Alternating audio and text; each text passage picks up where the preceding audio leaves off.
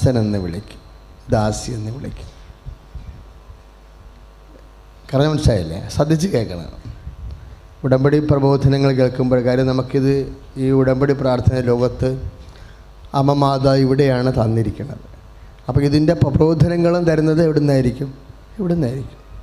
അപ്പോൾ ഇതൊരു കേവലം ഒരു പ്രാർത്ഥനയല്ല, ഇത് സമ്പൂർണ്ണ വേദസാക്ഷി ശുശ്രൂഷയാണ്. ഒരു വിശ്വാസി ജീവിതത്തിൻ്റെ കുറച്ച് കാലം പെട്ടെന്ന് ഒരു വിശ്വാസിയെ വേദസാക്ഷിയാക്കി മാറ്റും. അതുകൊണ്ടാണ് എൻ്റെ മക്കൾ ശ്രദ്ധിച്ചിരിക്കുന്നത്. ഇപ്പോൾ വിശ്വസ്തത ആസ്തി എന്നാണ് പറയുന്നത് അല്ലേ? ആസ്തി എന്ന് പറയുമ്പോൾ സ്വത്ത്, സ്ഥിര നിക്ഷേപം പോലെ നമുക്കുണ്ടാകുന്ന ഈ ആസ്തി എപ്പോഴും, വിശ്വസ്തത എന്ന് പറയുന്ന ആസ്തി എപ്പോഴും ഒരു സ്ഥിര നിക്ഷേപം പോലെയാണ്. സ്ഥാവര ജംഗമ വസ്തുക്കളെന്ന് പറയുമ്പോൾ സ്ഥാവര വസ്തുക്കളെ പോലെയാണ് വിശ്വസ്തത വരുന്നത്. സ്ഥാവരം എന്ന് പറയുന്നത് നമുക്ക് മൂവ്മെൻ്റ് ഇല്ലാത്ത, ഇപ്പോൾ പറമ്പില്ലേ, അതൊക്കെ ഉന്തിക്കൊണ്ട് നടക്കാൻ പറ്റുമോ? സ്ഥാവരമാണത്. വിശ്വാസം മൂവ് ചെയ്യാൻ പറ്റും. പക്ഷെ സ്ഥാവര സ്വത്താണ് വിശ്വസ്തത. അതെപ്പോഴും നമ്മൾ, അതായത് ഇപ്പോൾ ഉദാഹരണത്തിന് വിശ്വസ്തത രൂപപ്പെട്ടു വരുന്നത് എങ്ങനെയാണ്? ഇപ്പം നീ പറയുന്നില്ലേ, നീ പറയുന്ന ഓരോ വാക്കിൽ നിന്നും നീ ഏത് പൊസിഷനിലാണ് നിൽക്കണമെന്ന് പെട്ടെന്ന് പറയാൻ പറ്റും. ഇപ്പോൾ നിങ്ങൾ പറയുന്ന ഉടമ്പടി അച്ഛാ കഴിഞ്ഞു, ഒത്തിരി പേര് സാക്ഷ്യം പറയുമ്പോൾ കൊതി തോന്നണേ. ഒറ്റ രാത്രി കൊണ്ടൊക്കെ 45 വർഷത്തോളം മദ്യപാനമൊക്കെ മാറിയ ഭാര്യമാരൊക്കെ എന്തോ ഒരു ഭാഗ്യപ്പെട്ടവരായിരിക്കും. അവരൊക്കെ പറയണ പോലെ ഒറ്റ രാത്രി കൊണ്ടെങ്കിലും അല്ലെങ്കിലും ഒരു മാസം കൊണ്ടെങ്കിലും എൻ്റെ ഭർത്താവിൻ്റെ മദ്യപാനം മാറിയിരുന്നെങ്കിലെന്ന് സമാധാനത്തോട് ജീവിക്കാൻ കൊതി തോന്നണതുകൊണ്ട് അങ്ങനെ പറയണത്.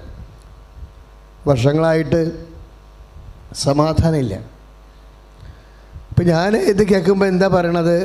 അടുത്ത മാസം ശരിയാവുമെന്നല്ല പറയണത്. മിണ്ടത്തില്ല. മിണ്ടാൻ എന്താ ചെയ്യണത്? അങ്ങനെ പറയുന്നവരുടെ ശിരസിൽ കൈവച്ച് പ്രാർത്ഥിക്കും. മിണ്ടുകയില്ല എപ്പോഴും. എന്താ മിണ്ടാത്തതെന്ന് വെച്ച് കഴിഞ്ഞാൽ ഈശോ എന്ത് പൊസിഷനാണ് കീപ്പ് ചെയ്യണമെന്ന് നമുക്ക് ഈ തിരക്കിൽ പറയാൻ പറ്റത്തില്ലല്ലോ. അത് കൗൺസിൽ ചെയ്ത് നോക്കണ്ടേ. എന്നാണ് ഇവളുടെ ഭർത്താവ് മദ്യപാനം മാറണത്, എത്ര കാലം അവൾക്ക് ഈ സിറ്റുവേഷനിൽ തുടരേണ്ടി വരുമെന്ന് മെസ്സേജ് എടുത്ത് നോക്കണം. മെസ്സേജ് എടുത്തില്ല എന്നുണ്ടെങ്കിൽ എന്തിനാണ് പ്രാർത്ഥിക്കണത്? എന്തിനാ അങ്ങനെ കൈവച്ച്? നിലനിൽപ്പിൻ്റെ പരത്തിനാണ്, നിലനിൽപ്പിൻ്റെ പരം. അപ്പോൾ ആ മനസ്സ് നിറഞ്ഞിട്ട് എൻ്റെ കർത്താവേ മകളെ അങ്ങ് നിലനിർത്തി കൊടുക്കണമേ. നിലനിൽപ്പിൻ്റെ വരവെന്ന് പറയണത് ഈക്വൽ ടു ഫിഡലിറ്റിയാണ്, വിശ്വസ്തതയാണ്. അത് കാര്യം നമ്മുടെ ഒരു വിഷയം നടക്കാൻ താമസിക്കുന്നു, അല്ലെങ്കിൽ അത് കിട്ടാൻ കുറച്ച് കാലമെടുക്കുന്നുണ്ടെങ്കിൽ ഈ മകളല്ലെങ്കിൽ മകൻ കർത്താവിനോട് വലിയ പരാതിയൊന്നും പറയാതെ, നിരാശയൊന്നുമില്ലാതെ, ചില ആൾക്കാർ പരാതി പറയത്തില്ല പക്ഷെ നിരാശ ഉണ്ടാകും. രണ്ടും ഒരുപോലെയാണ്. പരാതിയും നിരാശയും ആധ്യാത്മികമായ മേഖലയിൽ ഒരു മാർക്കാണ്. ചിലർ പരാതി പറയത്തില്ല, ദൈവം എന്തുമാത്രം ആൾക്കാർക്ക് പ്രാർത്ഥിച്ചിട്ട് ഉടനെ കിട്ടണം, എന്നിട്ട് എനിക്ക് മാത്രമേ എന്ന് പറയുന്നു. അങ്ങനെ പരാതി ചിലർ പറയത്തില്ല.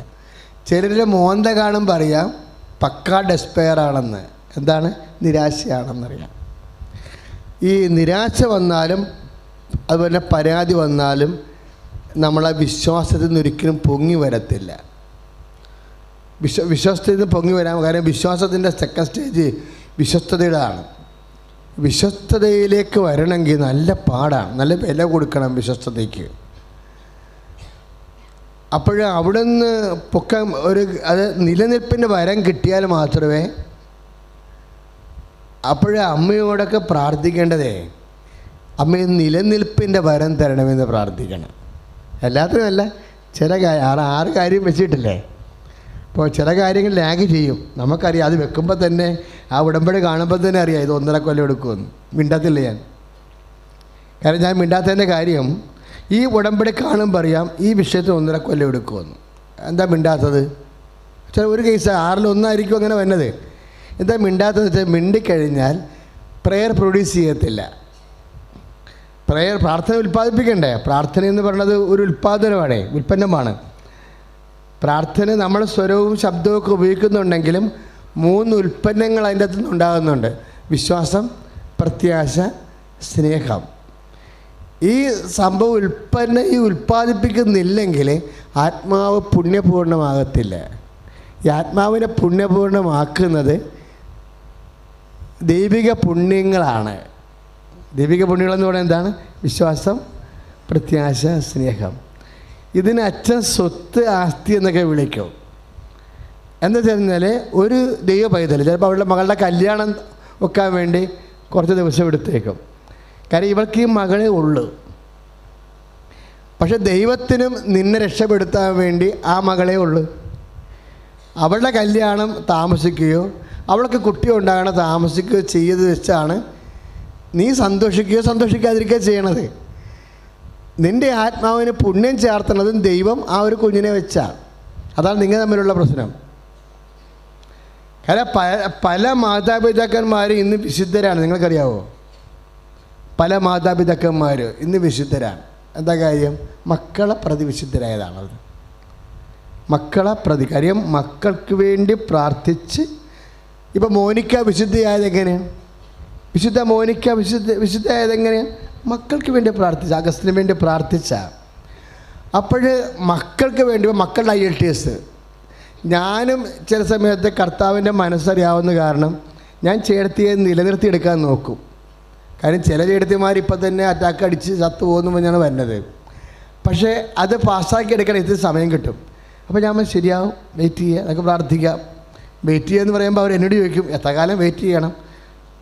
അത് അവരുടെ പരവേശം കൊണ്ട് ചോദിക്കണതാണ്. പക്ഷേ ചിലപ്പോൾ 1.5 കൊല്ലമായിരിക്കും പറയണം, 1.5 കൊല്ലം. പക്ഷേ 1.5 കൊല്ലം അത് പറഞ്ഞു കൊടുത്തു കഴിഞ്ഞാൽ പിന്നെ ഇവർ ഡൗൺ ആകും.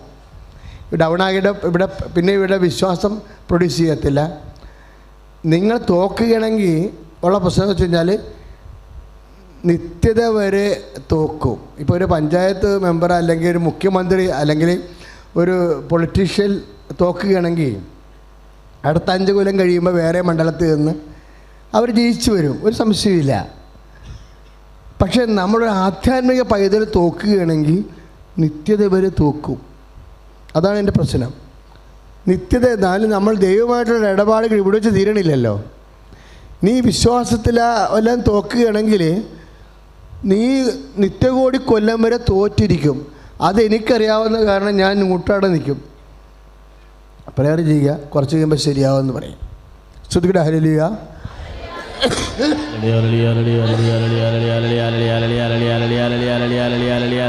കരങ്ങൾ ഉയർത്തിക്കൊണ്ട് ശ്രുതിക്കട്ടെ. Hallelujah hallelujah hallelujah hallelujah hallelujah.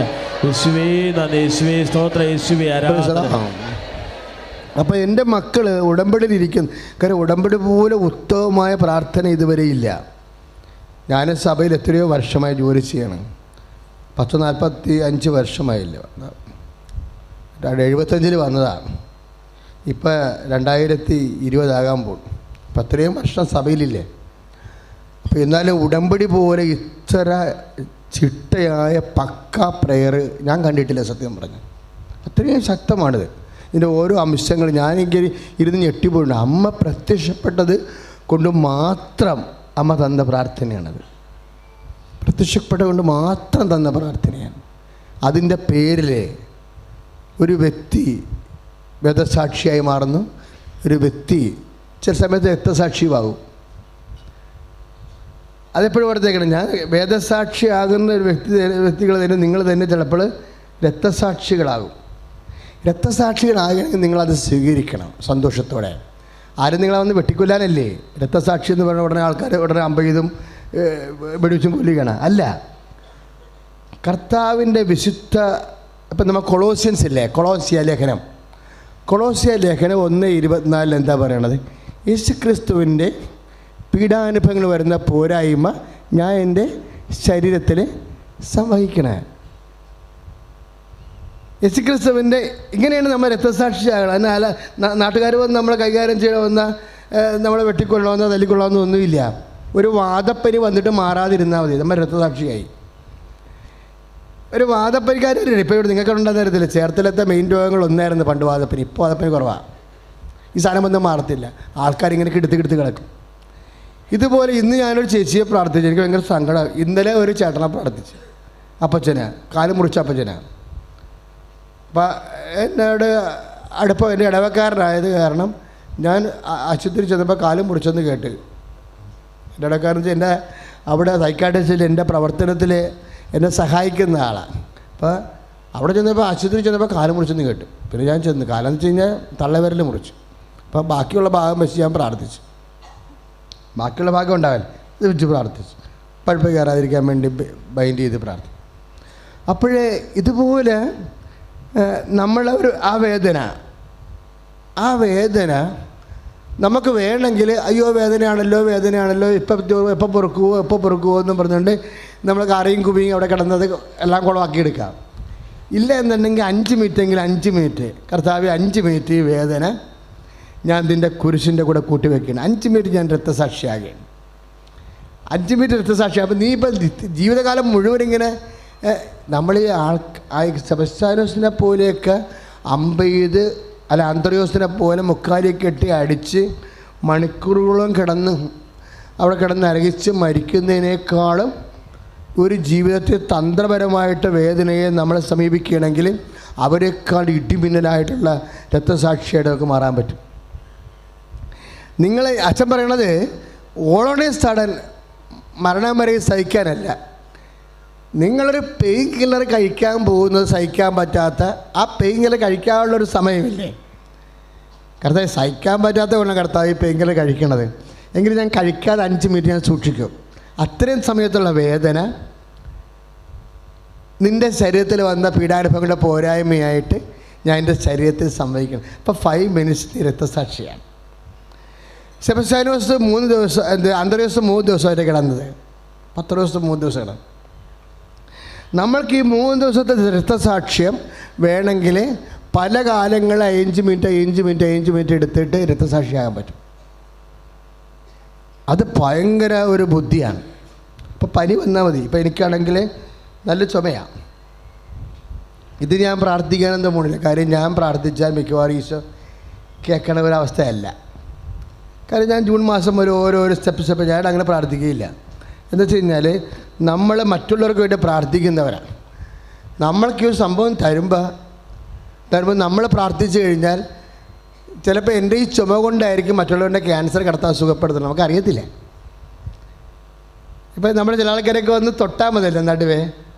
അപ്പം അമ്മ ഈശോ സുഖപ്പെടുത്തുന്ന എന്താ കാര്യം? നമ്മൾ ശരീരത്തിൽ കർത്താവിൻ്റെ പീഡാനുഭവങ്ങളെ സംവഹിക്കണതുകൊണ്ടാണ്. ഇതൊരു ആസ്തിയാണ് ശരിക്കും പറഞ്ഞു കഴിഞ്ഞാൽ, ശരീരത്തിലെ പീഡാനുഭവങ്ങളെ സംവഹിക്കാൻ. ഒന്ന് പ്രാർത്ഥിച്ച മക്കളെ, കർത്താവ് ദൈവമേ, സെബസ്ത്യാനോസിനെ പോലെയൊക്കെ വലിയ വിശുദ്ധരാകാൻ ഞങ്ങൾക്ക് ആഗ്രഹമുണ്ട്. പക്ഷെ അത്രയും കഴിവില്ല.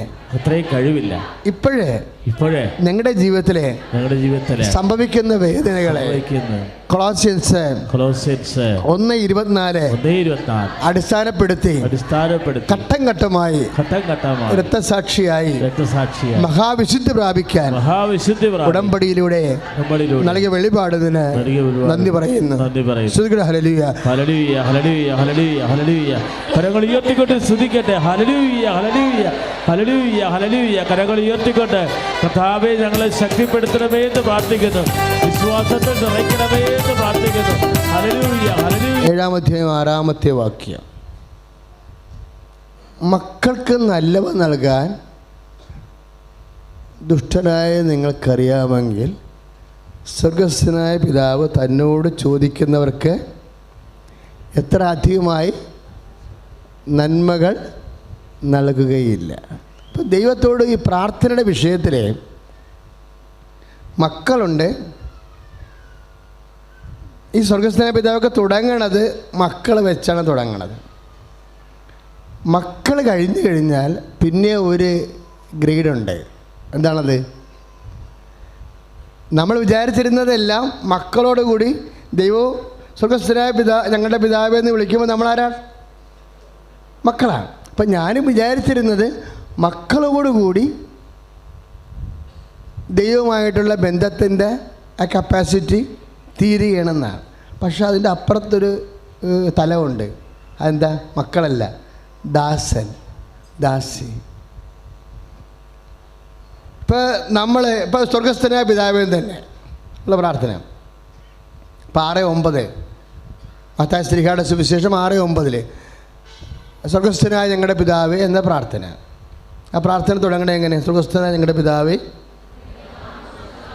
അങ്ങയുടെ നാമം പൂജിതമാകണമേ, അങ്ങയുടെ രാജ്യം വരണമേ. അപ്പം അങ്ങയുടെ നാമം പൂജിതമാകണമെന്ന് പറയുമ്പോൾ ദൈവസ്തുതിപ്പാണതല്ലേ. സ്തുതിപ്പ് 2 തരത്തിലാകാം. ദൈവത്തെ ദൈവമായി അറിഞ്ഞ് മഹത്വപ്പെടുത്താം, അല്ലെങ്കിൽ നമുക്കെന്തെങ്കിലും ആനുകൂല്യമോ അനുഗ്രഹമോ ലഭിക്കുമ്പോൾ ദൈവത്തെ സ്തുതിക്കാം. അങ്ങനെയാണ് അത് വരണത്. ദൈവമേ, അവിടുത്തെ കൃപ ചൊരിയണമേ എന്ന് പ്രാർത്ഥിക്കുന്നു. അനുഗ്രഹങ്ങൾ ചൊരിയുന്നവനെ, അടയാളങ്ങൾ പ്രവർത്തിക്കുന്നവനെ ഹല്ലേലൂയ. Praise the lord. കൽപ്പിക്കപ്പെട്ടത് ചെയ്തത് കൊണ്ട് ദാസനോട് നിങ്ങൾ നന്ദി പറയുമോ?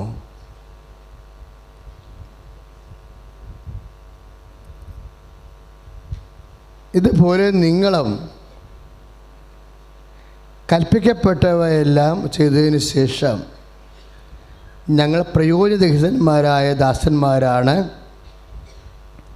കടമ നിർവഹിക്കുക മാത്രമേ ചെയ്തിട്ടുള്ളൂ എന്ന് പറയുവിൻ.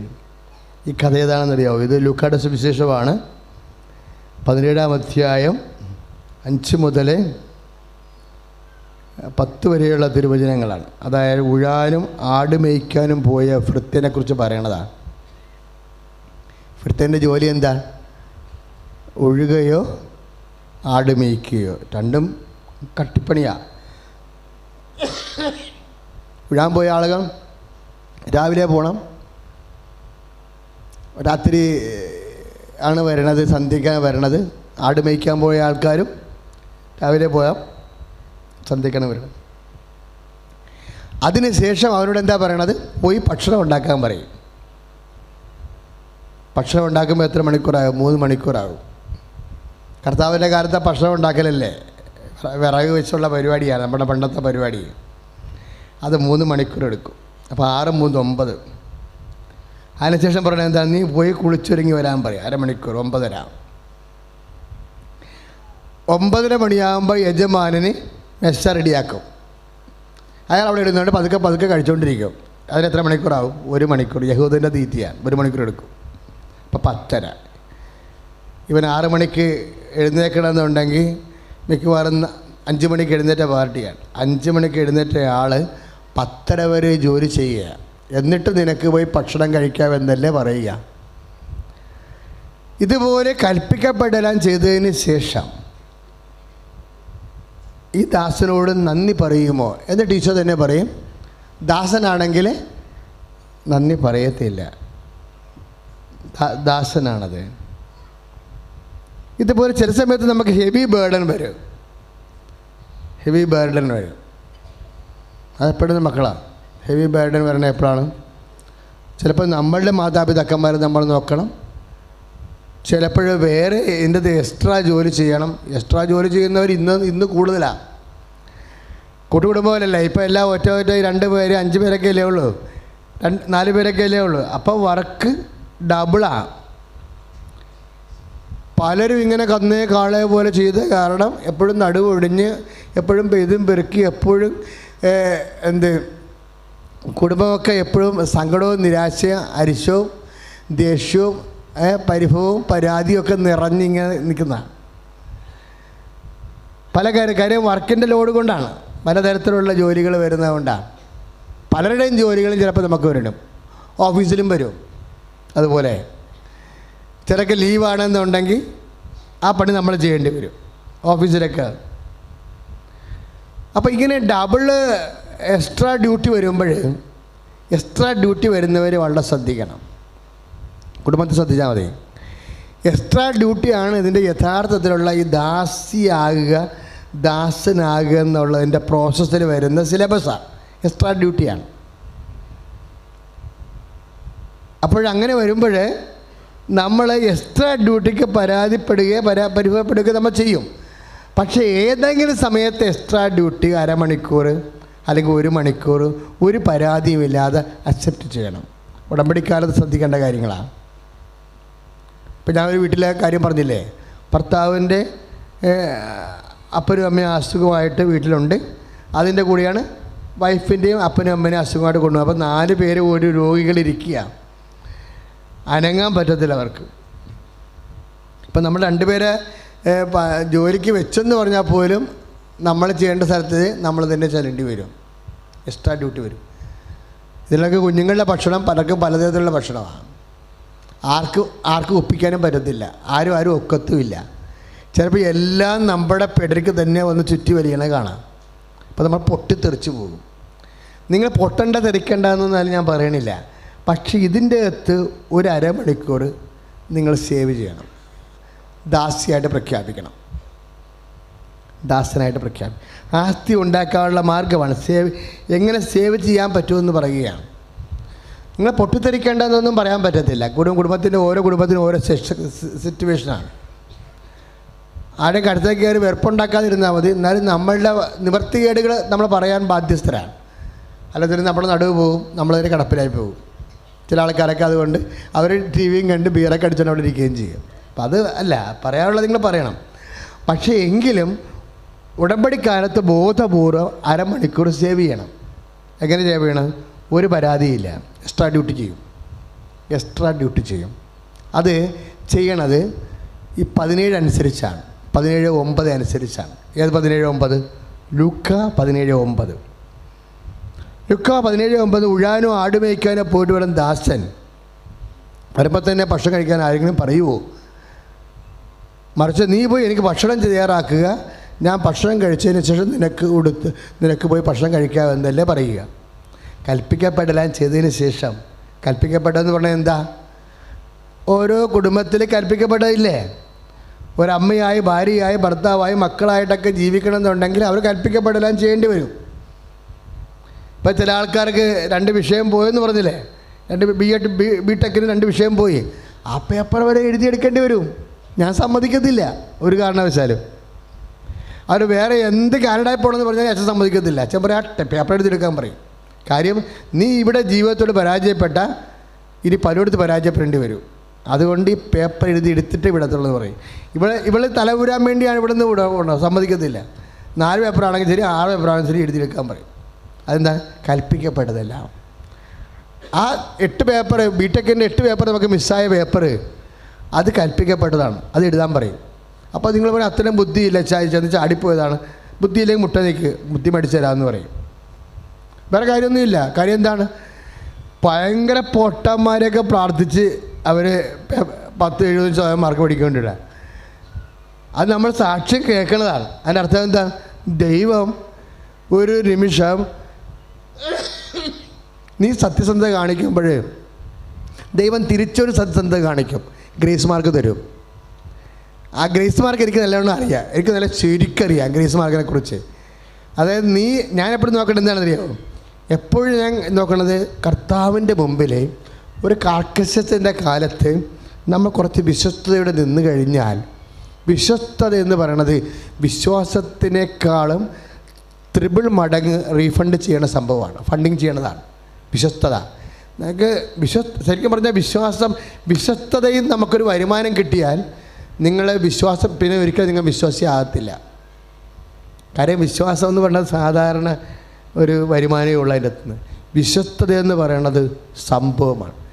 ഈ അമ്മയും ഈശോയും ഒക്കെ വിശ്വസ്തതയുടെ ആൾക്കാരാണ്. എന്തെങ്കിലും അപ്പായിടയ്ക്ക് വന്ന് ഹെവി ലോഡ് വരികയാണെങ്കിൽ ഈ 2 കക്ഷികളും വാപ്പൊത്തിക്കളെ ഉടനെ ദാസനാകും, ദാസിയാകും. മനസ്സിലാകാത്ത കാര്യം പറഞ്ഞാൽ പ്രത്യേകിച്ച് അമ്മയോട് പറഞ്ഞു ഇതെങ്ങനെ സംഭവിക്കും? അമ്മ പറഞ്ഞില്ലേ ഇതെങ്ങനെ സംഭവിക്കും, ഞാൻ പുരുഷനെ അറിയുന്നില്ലല്ലോ. അപ്പം മനസ്സിലാകാത്തൊരു കാര്യം പറഞ്ഞു കൊടുത്ത്, എന്താണ്? പരിശുദ്ധാത്മാവ് നിൻ്റെ മേൽ വരുമെന്ന് പറഞ്ഞപ്പോൾ തന്നെ പരിശുദ്ധാത്മാവിൻ്റെയും ദൈവത്തിൻ്റെയൊക്കെ സ്വഭാവം അനുസരിച്ച് വരുമെന്നോ വന്നിരുന്നുവെന്നോ വന്നുവെന്നൊക്കെ പറയുന്ന ടേംസിനൊക്കെ ഒരു വിലയുമില്ല. പ്രത്യേകം ദൈവമല്ലേ ഈ വിഷയം കൈകാര്യം ചെയ്യണത്. ദൈവത്തിന് വർത്തമാനവും ഭൂതവും ഭാവിയും ഒന്നും ഇല്ലല്ലോ. അതുകൊണ്ട് വരുമെന്ന് പറഞ്ഞാലും വന്നതുപോലെയാവും, വന്നു എന്ന് പറഞ്ഞാലും വന്നതുപോലെയാവും. കാര്യം എവർ പ്രസൻറ്റിലാണ് ദൈവം ജീവിക്കണത്. Ever present, നിത്യവർത്തമാനത്തിലാണ്. അപ്പോൾ വരുമെന്ന് പറഞ്ഞപ്പോൾ തന്നെ പരിശുദ്ധാത്മാവ് അമ്മയിൽ നിറഞ്ഞു. അമ്മയിൽ നിറഞ്ഞിട്ട് ഉടനെ പരിശുദ്ധാത്മാവ് പറഞ്ഞു, മേരി ഇനി ഞാനുണ്ട്, ഉത്തരം കൊടുക്കുമ്പോൾ സൂക്ഷിക്കണം. എന്താ പറയേണ്ടത്? പരിശുദ്ധാത്മാവ് നിൻ്റെ മേൽ വരുമെന്ന് പറയുമ്പോൾ തന്നെ അമ്മ എന്ത് പറയും? ഇതാ കർത്താവിൻ്റെ ദാസി. കാര്യം എന്താണ്? ഇനി മനസ്സിലാകാത്ത ഹെവി ഡ്യൂട്ടിയുടെ കാലമാണ്. ദാസിയെപ്പോലെ ഹെവി ഡ്യൂട്ടി ചെയ്യേണ്ട കാലമാണ്. കാരണം എന്ന് പറയാൻ പോണ പൂർണ്ണ ഗർഭവും പൂർണ്ണ വയറും എടുത്തുകൊണ്ട് ദൂര യാത്രയൊക്കെ നടത്തുക എന്ന് വെച്ച് കഴിഞ്ഞാൽ ഹെവി ഡ്യൂട്ടിയാണ്. വീടൊന്നും കിട്ടാതെ വഴിയരികി പ്രസവിക്കുക എന്ന് പറഞ്ഞാൽ ഹെവി ഡ്യൂട്ടിയാണ്. എല്ലാം ഹെവിയായി. ഇവിടെയൊക്കെ അമ്മ പരിശുദ്ധാത്മാവ് നിറവോടുകൂടി ഹൃദയത്തിൽ സംഗ്രഹിച്ചു പോകും. ബൈബിൾ എനിക്കറിയാം, ബൈബിളിലെ ഏറ്റവും വലിയ വാക്ക് ദൈവതിരുസന്നിധിയിൽ നിലപാടുകൾ പഠിക്കണത് അമ്മയും ദൈവവും തമ്മിലുള്ള നിലപാടിൽ നിന്നാണ്. അമ്മ പരിശുദ്ധാത്മാവ് നിൻ്റെ മേൽ വരുമെന്ന് പറഞ്ഞപ്പോൾ പരിശുദ്ധാത്മാവ് എവർ പ്രസൻ്റ് ആയതിനു ശേഷം പറഞ്ഞു, ഇനി പറയേണ്ടത് എന്താണ്? ഇതാ കർത്താവിൻ്റെ ദാസി. അപ്പനാണ് സംസാരിച്ചത്, മകളായാണ് സംഭവം. പക്ഷെ മകളല്ല നീ ആരാണ്? നീ ദാസിയാണ്. Behold the handmaid of the lord. പിന്നെ പറയണത് എന്താണ്? Be to done to me according to thy word. ഇനി നീ പറയണ പോലെയല്ല, എനിക്ക് പറച്ചിലില്ല. ഇനി ഈ ജന്മത്തിൽ ഞാൻ നിന്നോട് സംസാരിക്കുമെന്ന് നീ വിചാരിക്കരുത്. ഞാൻ എൻ്റെ നാവ് അടക്കുകയാണ്. ഇനി നീ സംസാരിക്കും, ഞാൻ കേൾക്കും. അങ്ങനെയാണ് നമ്മൾ കുരിശുവരെ ചെയ്തത്. കുരിശുവരെ ചെയ്തത്, അപ്പാ ഇനി നീ സംസാരിക്കും, ഞാൻ കേൾക്കും. എന്താ കാര്യം? Behold the handmade. ഞാൻ നിൻ്റെ ദാസി.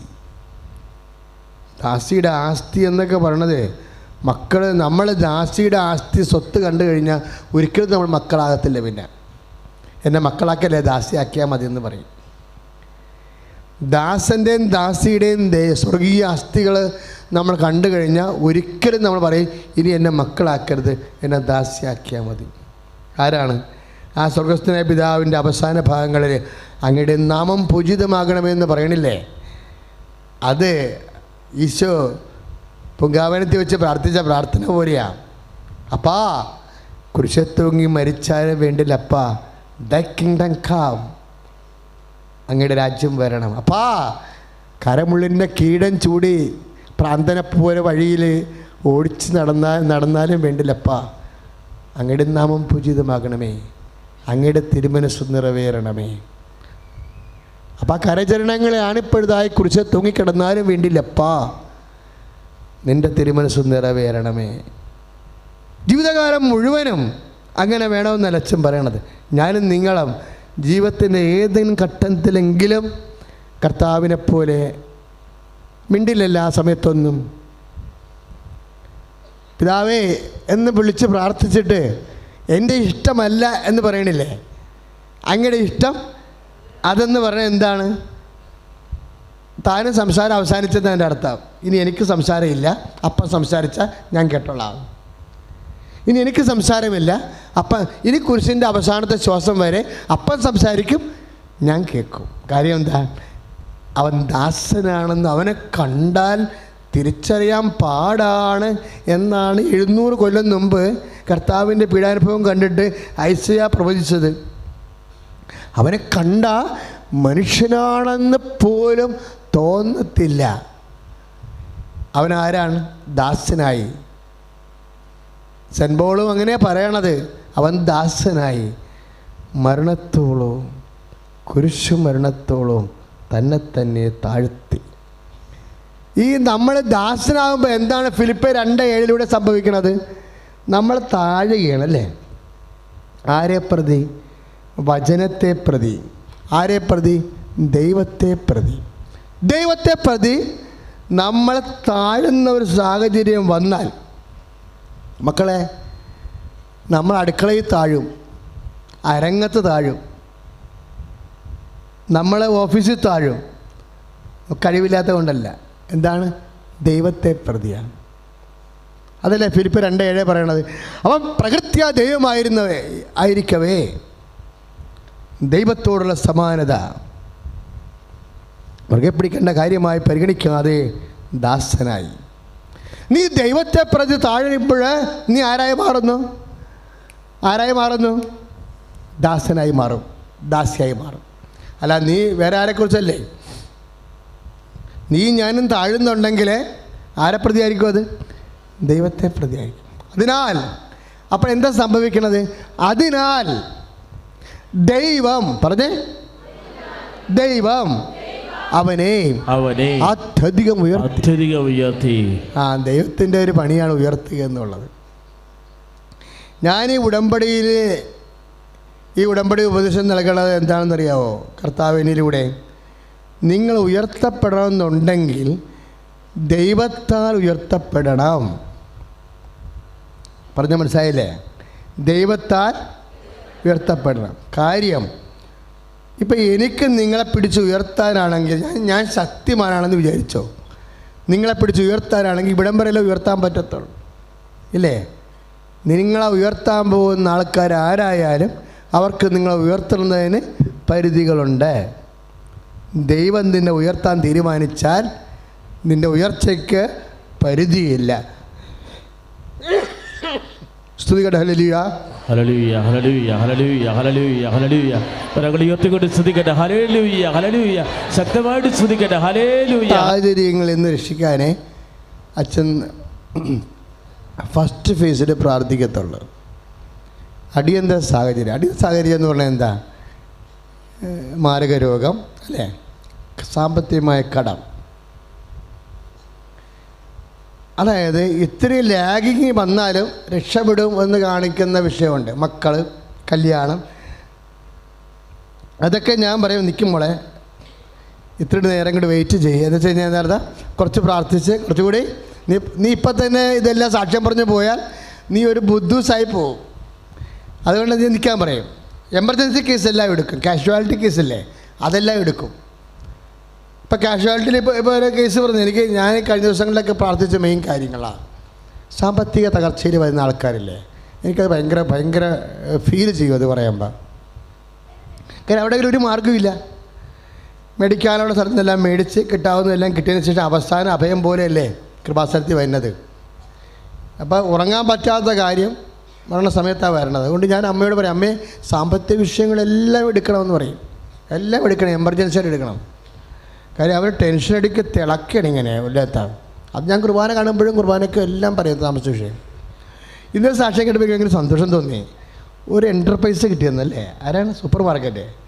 അങ്ങനെ സാക്ഷ്യം പറഞ്ഞു. എനിക്ക് ഭയങ്കര ഇഷ്ടപ്പെട്ടായിരുന്നു സാക്ഷ്യം. അവർക്ക് 1.5 ലക്ഷം രൂപ പോലും അവിടെ കയ്യിലില്ല.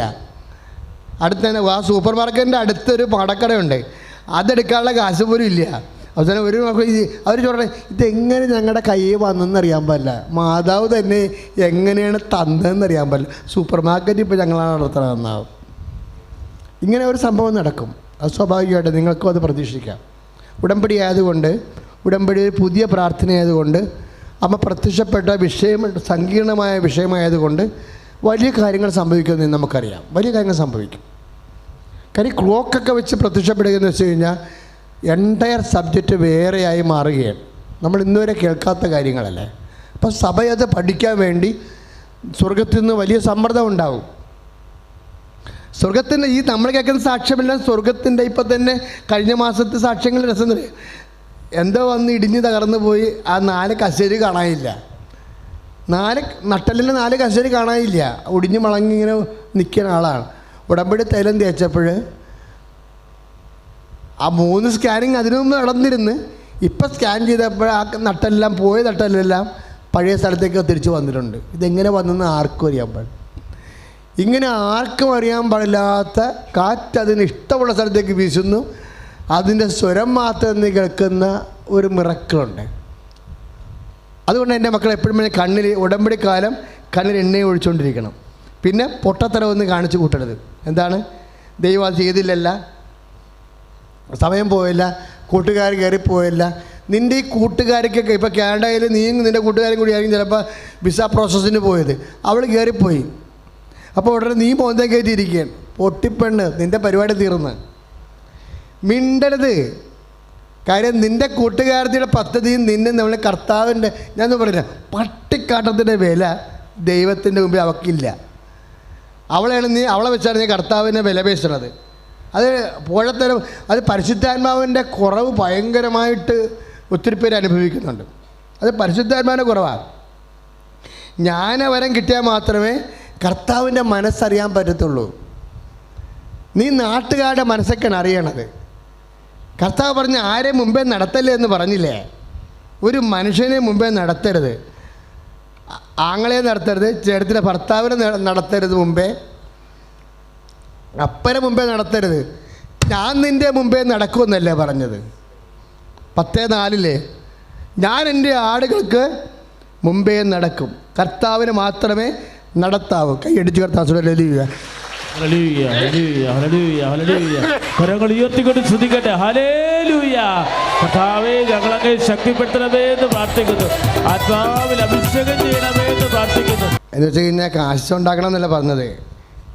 ദൈവ തിരുസന്നിധി സമ്പാദ്യം കൂട്ടാൻ നോക്കണം. ആസ്തി വർദ്ധിപ്പിക്കുന്ന ഒരു സമയമുണ്ട്.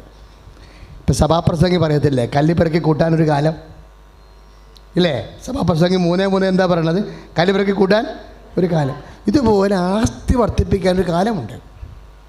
ഇപ്പം നിൻ്റെ ചില പ്രാർത്ഥന, നിൻ്റെ കല്യാണമാണെന്ന് വിചാരിച്ചോ, നമ്മളെ സപ്പോർട്ട് ചെയ്യേണ്ടവർ പോലും നമുക്കിപ്പോൾ ആരോഗ്യം.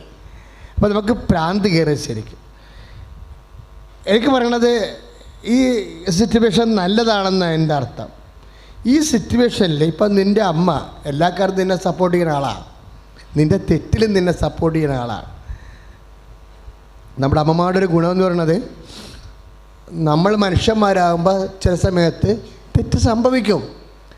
എല്ലാവരും നമ്മളെ കുറ്റം പറഞ്ഞാൽ അമ്മ കുറ്റം പറയത്തില്ല. കാര്യം അത് അമ്മ നമുക്ക് നീന്തിക്കറാൻ പറ്റിയ ഒരു പച്ചത്തുരുത്താണ്. സാരമില്ല മോളെ, എനിക്കത് മനസ്സിലാവുമെന്ന് പറയും. നീ വിഷമിക്കണ്ട, ശ്രദ്ധിച്ചാൽ മതി. ഇപ്പം 2 വിഗ്രഹമായി. അപ്പോൾ ദൈവത്തിനോടെ തൊടാൻ അധികാരമില്ല. ദൈവത്തിൻ്റെ സ്വാതന്ത്ര്യം എന്തെല്ലാം വ്യക്തികളോ വസ്തുക്കളോ സ്വന്തം ഭാവിയോ പരിമിതപ്പെടുത്തിയാൽ ആ വസ്തുക്കളെല്ലാം വിഗ്രഹമായി മാറും, 1-ാം പ്രമാണ ലംഘനമാകും. അതറിയാവുന്നതുകൊണ്ട് ഈശോ എന്ത് പറഞ്ഞാലും ഒന്നും വിഗ്രഹമാക്കത്തില്ല. ഈശോ പറയും, അപ്പാ ഇത്രയും എൻ്റെ ആഗ്രഹമാണ്. After all it is your will, that must be done. അങ്ങയുടെ തിരുമനസ്സാണ് നിറവേറേണ്ട. അത് ദാസൻ്റെ പ്രാർത്ഥനയാണ്, അത് ദാസിയുടെ പ്രാർത്ഥനയാണ്. നീ സത്യസന്ധമായിട്ടാണ് ദൈവത്തെ അന്വേഷിക്കണമെന്നുണ്ടെങ്കിലും നിന്റെ പ്രാർത്ഥനയിൽ ആ ദാസൻ്റെ ക്ലോസ് ചേർക്കണം, ദാസിയുടെ ക്ലോസ് ചേർക്കണം. അല്ലെങ്കിൽ മക്കളുടെ പ്രാർത്ഥന മറ്റൊരെയാണ്. ദാസിയുടെ ക്ലോസ് ചേർക്കുമ്പോൾ എന്താ സംഭവം എന്നറിയാമോ? വിശ്വസ്തതയുടെ വിഷയം ഉണ്ടാകും. വിശ്വസ്തത എന്ന് പറയുന്നത് സ്വത്താണ്. ഇപ്പം ബൈബിളിൽ പറയത്തില്ലേ, ദൈവ തിരുസന്നിധി സമ്പന്നനാകാൻ പറയത്തില്ലേ? 12:21 ലുക്കായുടെ സുവിശേഷം 12:21 നിങ്ങൾ ദൈവ തിരുസന്നിധിയിൽ സമ്പന്നനാവുക. ആസ്തി വർദ്ധിപ്പിക്കാൻ പറയണേ. ഈ ആസ്തി എങ്ങനെ വർദ്ധിപ്പിക്കണത്? വിശ്വാസം മൂലം ആസ്തി വർദ്ധിക്കത്തില്ല. ആസ്തി വിശ്വസ്തത മൂലമേ വർദ്ധിക്കത്തുള്ളൂ. ചില കാലങ്ങളിൽ നമ്മൾ ദൈവത്തോട് കാണിക്കുന്ന വിശ്വസ്തതയില്ലേ, അതാണ് നമ്മുടെ ആസ്തി.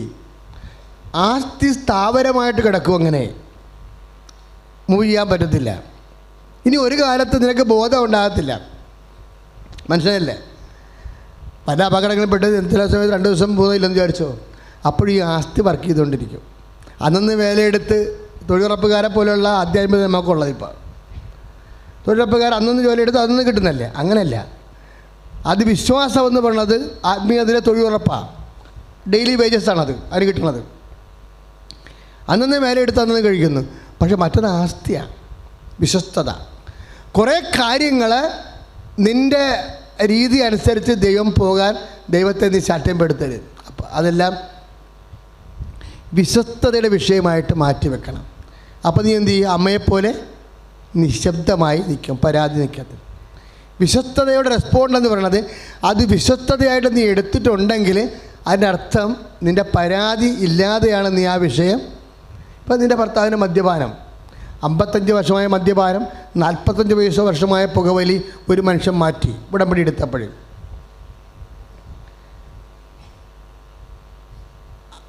അപ്പോൾ നമ്മുടെ ചിലപ്പോൾ അത്രയും ആകത്തില്ല, 5 കൊല്ലം ആകത്തുള്ളൂ മദ്യപാനം.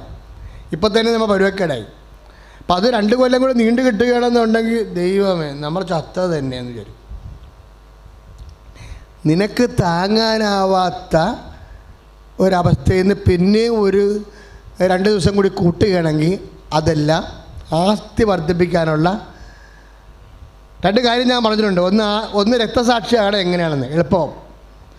രണ്ടാമത്തത് എങ്ങനെ ആസ്തി വർദ്ധിപ്പിക്കാം, ദൈവതിരുസന്നിധിയിൽ എങ്ങനെ സമ്പന്നമാകാം. എങ്ങനെയാണ്? വിശ്വസ്തത കൂട്ടിക്കൊണ്ട്.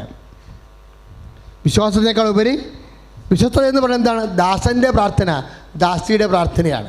അപ്പോൾ നമ്മളെ അർഹതമായത് നമുക്ക് കിട്ടത്തില്ല, അർഹമായത് നമുക്ക് കിട്ടത്തില്ല. കിട്ടാത്ത ഒരു കാലമുണ്ടാകും. അപ്പോൾ നമ്മൾ മൗനം പാലിച്ചുകൊണ്ട് അമ്മയെപ്പോലെ ഹൃദയത്തെ സംഗ്രഹിച്ച് പതുക്കെ അപ്പാടെ വഴികളിലൂടെ നീങ്ങും. ഇത് ഭയങ്കര ആസ്തി ഉണ്ടാക്കുന്നതാണ്. അവസാനം എന്താ ഉദ്ദേശിക്കുന്നത് മക്കൾക്കറിയാവോ? നിങ്ങൾക്കൊക്കെ വരുന്ന ഒരു അബദ്ധം എന്ന് പറയണത്, നിങ്ങളെ ജീവിതത്തെ ഇപ്പോൾ എന്ത് ക്രിസ്ത്യാനിയാണെന്ന് പറഞ്ഞാലും 80 കൊല്ലമേ കണ്ടിട്ടുള്ളൂ. ഈ ആടിൻ്റെ ദർശനം ശരിക്കും നമ്മളെ അകപ്പെടുത്തിയിട്ടുണ്ട്. ഞാൻ പറയണത് ഇപ്പോൾ SNDP, ജമാഅത്തെ ഇസ്ലാമി, NSS, ക്രിസ്ത്യാനി, ഇത് തമ്മിൽ കാഴ്ചപ്പാടിനൊക്കെ വലിയ വ്യത്യാസമില്ലെന്ന് ഞാൻ പറയത്തുള്ളൂ. നീ ഒരു ക്രിസ്ത്യാനിയാണെങ്കിൽ നിൻ്റെ സമയത്തിന് ചിലവാക്കുന്നത് അനന്തകോടി കൊല്ലമായിട്ടാണ്. കാര്യം ആകപ്പാടെയുള്ള മെച്ചമെന്താ? എന്നിൽ വിശ്വസിക്കുന്നവൻ നിത്യം ജീവിക്കും. ബാക്കിയെല്ലാം സാധാരണ മനുഷ്യരെ പോലെ തന്നെയാണ് നമ്മൾ. എന്നിൽ വിശ്വസിക്കുന്നവൻ നിത്യം ജീവിക്കും. ഈ നിത്യജീവന് വേണ്ടിയുള്ള കാഴ്ചപ്പാടുകളെ പരിമിതിപ്പെടുത്തുന്നത് കൊണ്ടാണ് നിങ്ങൾക്ക് ഈ കച്ചവടം മുതലാവാത്തത്. അല്ലാത്തവർക്കെല്ലാം ഇത് ലാഭമാണ്. ഒരു 5 മിനിറ്റ് സഹിക്കാൻ കിട്ടിയാൽ പോലും അത് ലാഭമാണ്. ഒരു 10 മിനിറ്റ് വിശ്വസ്തത കിട്ടിയാൽ പോലും ലാഭമാണ്. എന്താ അത്? വിശ്വസ്തതയ്ക്ക് വേണ്ടിയുള്ള ഡെപ്പോസിറ്റാണ്, നിക്ഷേപമാണ്. നിത്യതയ്ക്ക് വേണ്ടിയുള്ള നിക്ഷേപം, നിത്യതയുടെ നിക്ഷേപമാണ് അനുദിനമുള്ള രക്തസാക്ഷ്യങ്ങൾ. നിത്യതയുടെ നിക്ഷേപമാണ് അനുനിമിഷമുള്ള വിശ്വസ്തതകൾ. ഇത് കേൾക്കപ്പെടാത്ത പ്രാർത്ഥന വരുമ്പോൾ ഒരു വിശ്വാസി തിരിച്ചറിയേണ്ട കാര്യമാണ്. അത്രയും നിങ്ങൾ വളർന്നാൽ ഉടമ്പടി പകുതിയായെന്ന് പറയാം.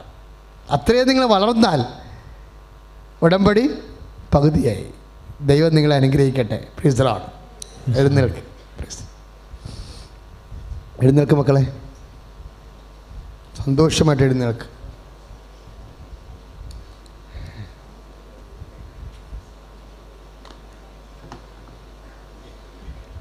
നേർച്ച വസ്തു ആശീർവദിക്കാൻ പോവുകയാ.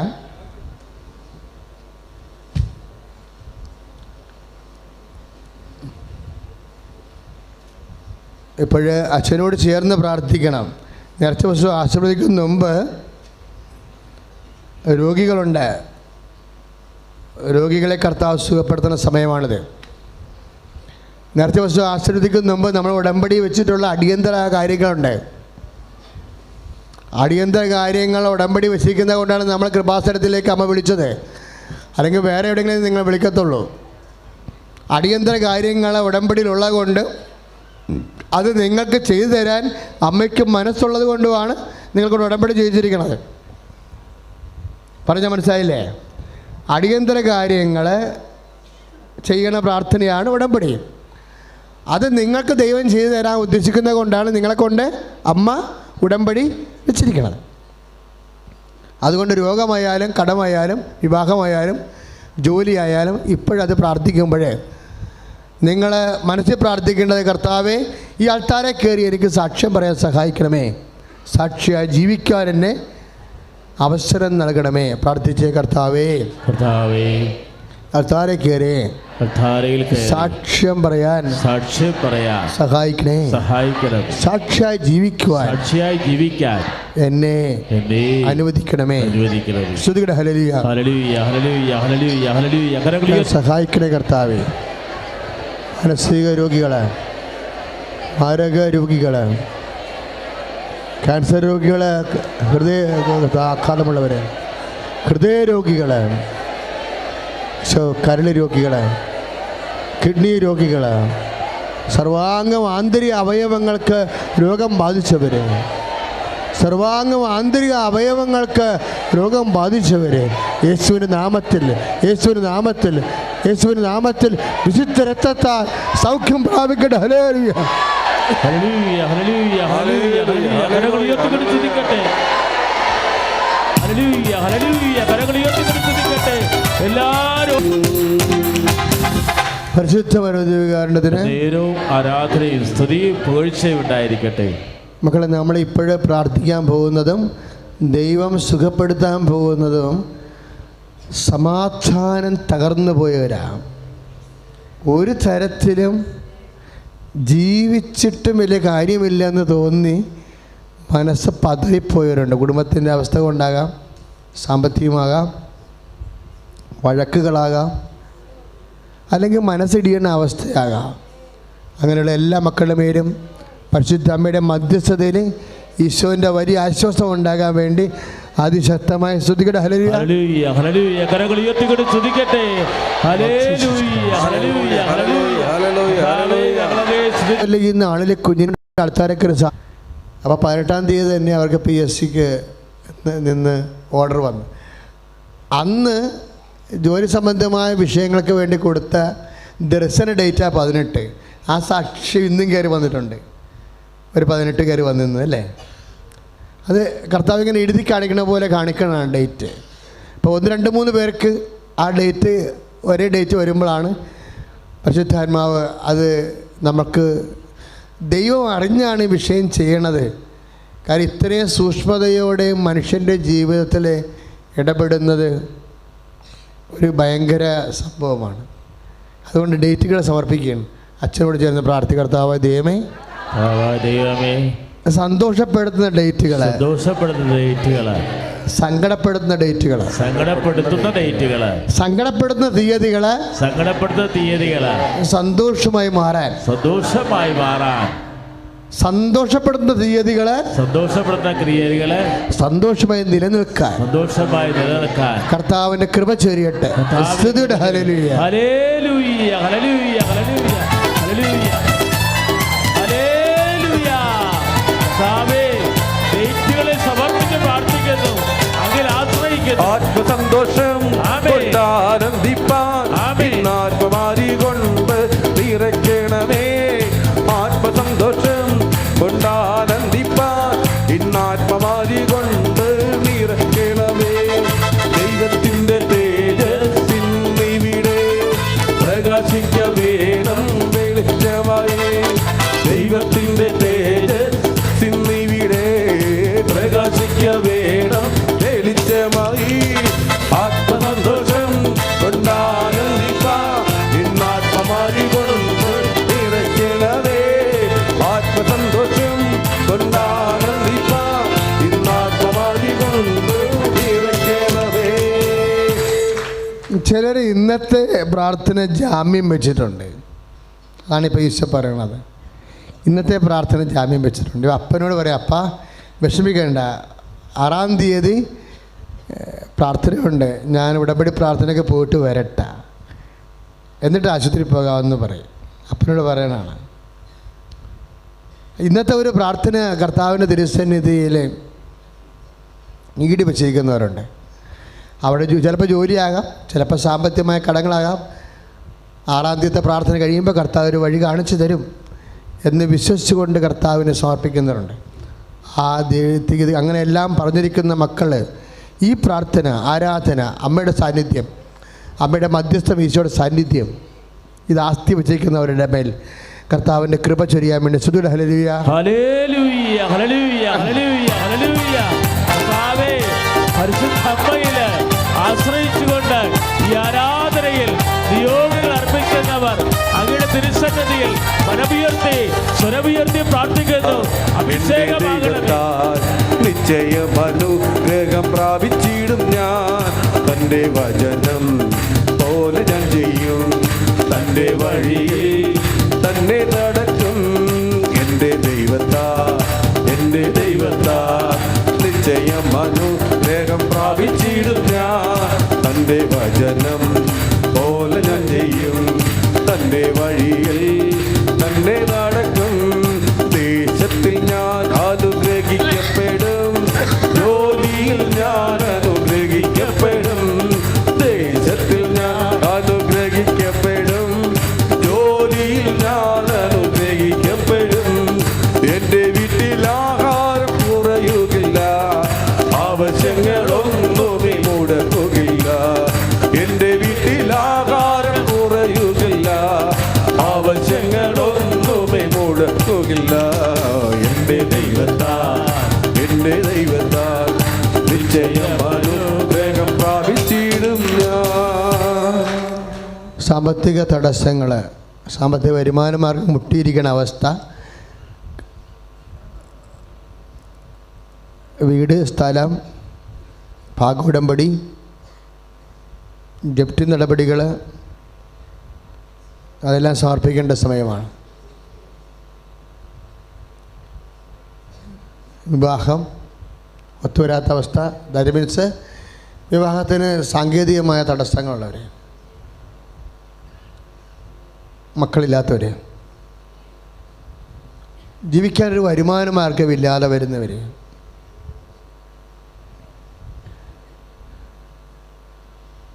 അവരെല്ലാം വേണ്ടി പ്രാർത്ഥിക്കുന്ന സമയമാണ്. കർത്താവേ, ജീവിതത്തിൻ്റെ തിക്കുമുട്ടലുകളിലെ മനസ്സ് പതറി കണ്ണീരോടെ നിൽക്കുന്ന ഓരോ മകനെയും പരിശുദ്ധ അമ്മയുടെ മധ്യസ്ഥത്തിൽ നിന്നോട് യാചിക്കുകയാണ് കർത്താവേ. അവരെ നീ ഇപ്പോൾ സ്പർശിക്കണം. അവരുടെ മനസ്സ് തകർന്ന് നുറുങ്ങി കർത്താവെ, സമാധാനമില്ലാതെ കർത്താവെ, മക്കളെ വേദനിച്ച് ജീവിക്കാൻ കർത്താവെ, അവരെ സ്പർശിക്കണം. യേശുവിൻ്റെ ഉന്നതമായ നാമത്തിൽ, സഭയുടെ അധികാരത്തിൽ, കുരിശിൻ്റെ അടയാളങ്ങൾ, അങ്ങനെയുള്ള എല്ലാ ദുരിതങ്ങളും ഈശ്വര നാമത്തിൽ മാറിപ്പോട്. Hallelujah, hallelujah, hallelujah, hallelujah. കരങ്ങൾ ഉയർത്തിക്കൊണ്ട് സ്തുതിക്കട്ടെ, ശക്തമായിട്ട് സ്തുതിക്കട്ടെ. ഏറ്റെടുക്കണമേ. Hallelujah, hallelujah, hallelujah, hallelujah, hallelujah, hallelujah, hallelujah, യേശുവേ, ഹല്ലേലൂയ, ഹല്ലേലൂയ, ഹല്ലേലൂയ. നേർച്ച വസ്തുക്കൾ എടുക്കുക മക്കളെ. നിങ്ങൾ കരയാണ്ട് സന്തോഷത്തോടെ പോകും. നിങ്ങൾ അമ്മമാതാ പ്രത്യക്ഷപ്പെട്ട അത്താറയിൽ ജീവനോടെ എഴുന്നള്ളിയിരിക്കുന്ന ഈശോയുടെ സാന്നിധ്യത്തിലെ അമ്മയുടെ മധ്യസ്ഥത്തിലാണ് ഈ ആരാധന നടക്കുന്നത്. ഇത് റോഡിൽ നിന്ന് കൂടിയാലും മതി. ദൈവത്തിനറിയാം നീ റോഡിലായിപ്പോയതാണ്, സ്ഥലമില്ലാത്തത് കൊണ്ടെന്ന്. ഇപ്പോഴും നീ ആശീർവാദത്തിൻ്റെ സമയത്ത് നീ ശ്രദ്ധിക്കണമെന്ന് മാത്രമേ ഉള്ളൂ. ഇപ്പോൾ നിറച്ച വസ്തുക്കൾ വെഞ്ചരിക്കാൻ പോവുകയാണ്.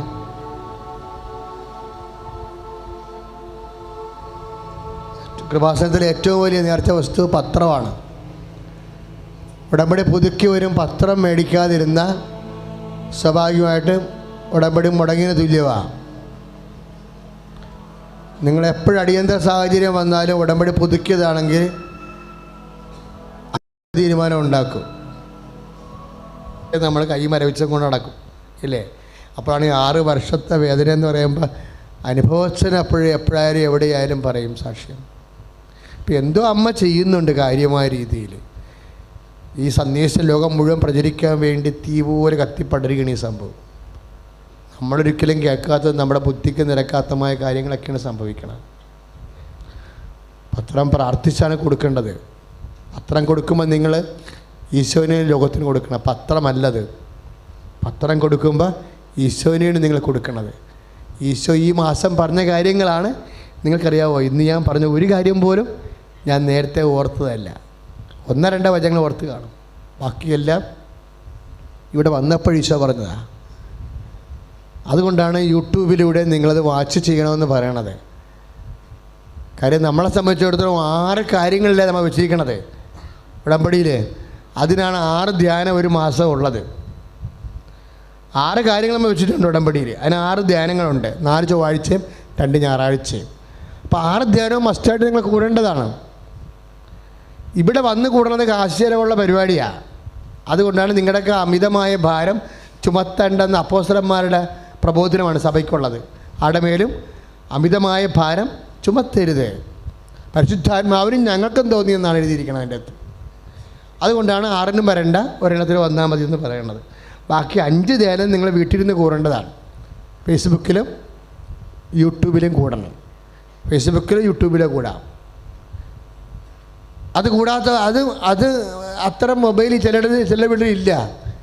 അതുകൊണ്ടാണ് ഷാലോമിലെ അമ്മ ധ്യാനം വെച്ചിരിക്കണം, ഉടമ്പടി ധ്യാനം. ടി വിയിൽ ഓൺ ചെയ്ത് കൂട്ടിയാൽ മതി. തിങ്കളാഴ്ചയെല്ലാം 1:30 മണിക്കും വെള്ളിയാഴ്ച രാവിലെ 8:30 മണിക്കും.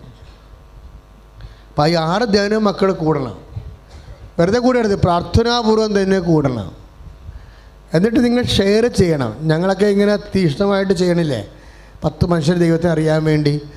നിങ്ങളുടെ ഗ്രൂപ്പുകൾ നിരീക്ഷകന്മാരുടെ ഗ്രൂപ്പായാലും ശരി, നിങ്ങളുടെ ഫ്രണ്ട്സ് നിങ്ങൾ ഷെയർ ചെയ്യണം.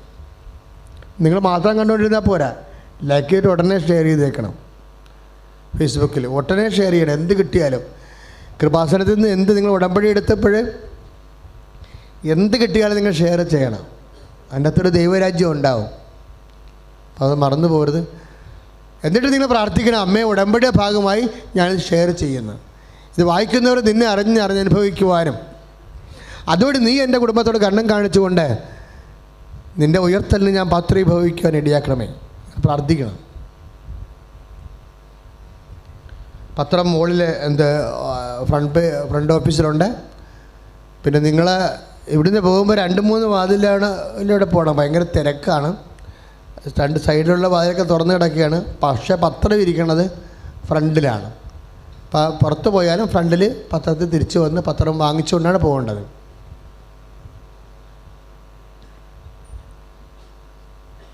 മാലയൊക്കെ ഉള്ളവർ സൂക്ഷിക്കണം, സ്വർണ്ണമാലയൊക്കെ ഉള്ളവർ സൂക്ഷിക്കണം. ഇതിൻ്റെയൊക്കെ കള്ളന്മാരുണ്ട്, അതുകൊണ്ടാണ് സൂക്ഷിക്കണമെന്ന് പറഞ്ഞത്.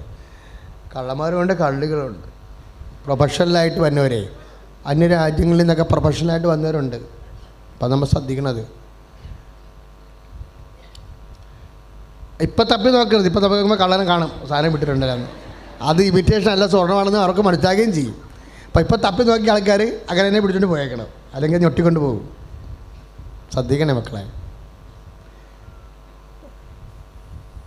ഒത്തിരി ഞങ്ങളിപ്പോൾ ഇപ്പം നമ്മൾ പ്രാർത്ഥിക്കേണ്ട ഈ ഒത്തിരി ദൂരെ പോണവരുണ്ട്. കാസർഗോഡ്, ബന്ധെടുക്കുക, അവിടെ നിന്നൊക്കെ ഉടമ്പടിക്ക് വന്നിട്ടുണ്ട്. അപ്പോൾ അവരൊക്കെ ഇങ്ങനെ ഒത്തിരി രാത്രി അവിടെ ചെല്ലുമ്പോൾ ഓട്ടോയും കിട്ടത്തില്ല, ജീപ്പും കിട്ടത്തില്ല എന്നൊക്കെ ഉള്ള ആൾക്കാർ ഓഫീസിൽ പറഞ്ഞേക്കണം. മര്യാദയ്ക്ക് ഭക്ഷണം കഴിച്ചിട്ട് ഞങ്ങൾ സ്വസ്ഥമായിട്ട് നിങ്ങൾക്ക് ഉറങ്ങാനുള്ള സ്ഥലം തരും, ഭക്ഷണവും തരും, ഉറങ്ങാനുള്ള സ്ഥലവും കാണിച്ചു തരും. മഠത്തിൽ കൊണ്ടുപോയി രാവിലെ പോയി ഉടമ്പടി ചെയ്യാത്തവരാണെങ്കിൽ പക്ഷേ എത്ര ഉണ്ടെന്നുള്ളത് നേരത്തെ പറയണം. ഭക്ഷണം ക്രമീകരിക്കണ്ടേ. അത്ര അകലേക്ക് ഉള്ളവർ റിസ്ക് എടുത്ത് പോകണ്ട. ഇത് അന്യമായ ഒരു ഭവനമല്ല ഇത്.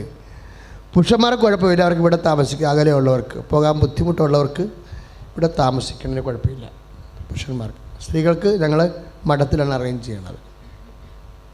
അപ്പം അകലെയുള്ളവരെയാണ് ഉദ്ദേശിക്കുന്നത് കേട്ടോ. ഇപ്പോൾ ഈ ഹൈ റേഞ്ചൊക്കെ ചെന്ന് ചില സമയത്ത് കിട്ടത്തില്ല. ഞാനിവിടെ ധരിപ്പിക്കാൻ പല പ്രാവശ്യം പോയിട്ടുള്ളതാണ്. ജീപ്പ് കിട്ടിയില്ലെങ്കിൽ വഴിയിലായി പോകും. അപ്പം അതുകൊണ്ട് ശ്രദ്ധിക്കണം മക്കളെ, റിസ്ക് എടുത്ത് ആരും പോകണ്ട. പിന്നെ ട്രാൻസ്പോർട്ടേഷൻ്റെ കാര്യമാണ് അച്ഛൻ പറഞ്ഞത്, വേറെ കാര്യമൊന്നുമില്ല. ട്രാൻസ്പോർട്ടേഷൻ നമുക്കറിയാമല്ലോ, നമ്മുടെ കസ്റ്റഡിയിലുള്ള കാര്യമല്ലത്. നേരത്തെ ദിവസം ഉയർത്തി പിടിക്കുക. സ്തുതിയുടെ ഹല്ലേലൂയ.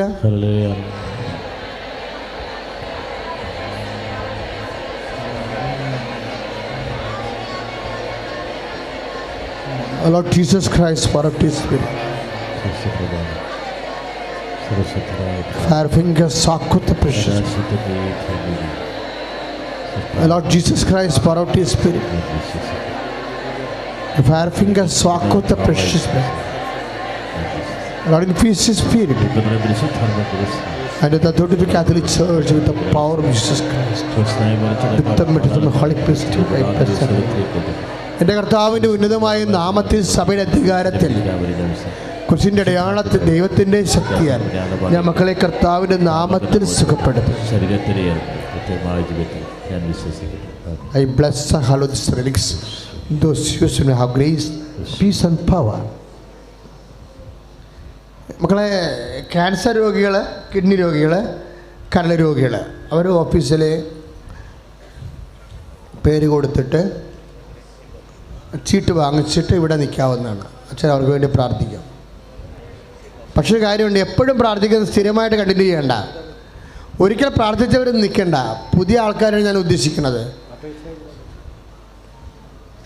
1 മാസത്തിനുള്ളിൽ പ്രാർത്ഥിച്ചവർ പിന്നെ പോയി ചീട്ടെടുത്തിട്ട് ഇവിടെ വന്ന് ഈ ഡിസൈനിൽ നിൽക്കേണ്ട കാര്യമില്ല. പ്രാർത്ഥിച്ചിരിക്കണമെല്ലാം മനസ്സ് നിറഞ്ഞാൽ പ്രാർത്ഥിച്ചിരിക്കണം. അതുകൊണ്ട് സ്ഥിരമായിട്ട് പ്രാർത്ഥിപ്പിക്കേണ്ട കാര്യമില്ല.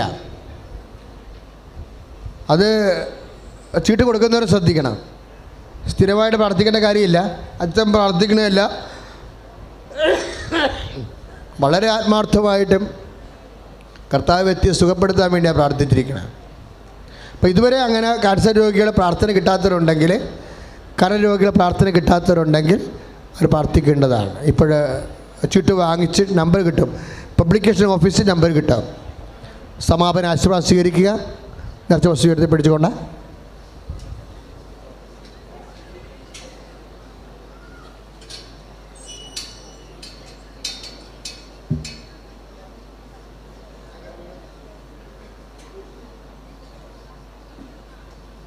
മക്കളെ, പ്രഗ്നൻസിയിൽ എന്തെങ്കിലും കോംപ്ലിക്കേഷൻ ഉള്ളവർക്ക് ചീട്ട് കിട്ടുന്നതായിരിക്കും. പ്രഗ്നൻസി കൊച്ചു തിരിഞ്ഞു വരുന്നില്ല, അല്ലെങ്കിൽ ഡോക്ടർമാർ എന്തെങ്കിലും കാഷ്വാലിറ്റി പറഞ്ഞു, അങ്ങനെ വല്ല പ്രഗ്നൻസിയിൽ കുഴപ്പങ്ങളുണ്ടെങ്കിൽ, ഗർഭിണികൾക്ക് ചില കുഞ്ഞുങ്ങൾക്ക് ചില കുഴപ്പങ്ങളുള്ളവർ അങ്ങനെ പറഞ്ഞിട്ടുണ്ടെങ്കിൽ അവർ കൂടി അച്ഛനെ കണ്ട് പ്രാർത്ഥിപ്പിക്കുന്നത് നല്ലതാണ്. അവരുടെ ചീട്ട് കിട്ടും.